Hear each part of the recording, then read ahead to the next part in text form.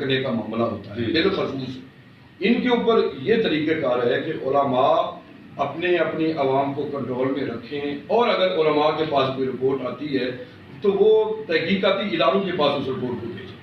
اور جب تک بات پروو نہیں ہوتی اس وقت تو کوئی بندہ اس وقت تک اس پر اپنی رائے بھی قائم نہ کرے اور کوئی بندہ اس پر اپنا ایکشن بھی نہ دکھائے۔ مناسب یہی امن قائم کرنے کا طریقہ یہی ہے۔ اب یہ غلط ہے کہ اپنے پاس سے رائے دے کے، جیسے کہ اس معاملے میں بھی 2-3 موقف بدلے، کبھی کچھ کہا گیا کبھی کچھ کہا گیا، کیونکہ وہ بغیر تحقیق کے تھا، لیکن اس کے حوالے سے بعد میں جو بات سامنے آئی وہ بالکل صحیح تھی، اور اس پر علماء نے جو موقف دیا وہ بالکل ٹھیک تھا، اور ہم نے بھی اسی لیے یہ آج یہ ہم نے آپ لوگوں کو بھی زحمت کی اور ہم بھی یہاں حاضر ہوئے، اس لیے ہے کہ ہم ان علماء کی بھی حوصلہ افزائی بھی ہوگی، ان کی سپورٹ بھی ہو جائے گی، اور جن کا جو قتل ہوا وہ جوان، تو ان کی بھی حوصلہ افزائی ہو جائے گی کہ ہم اس ظلم میں ہم ان کی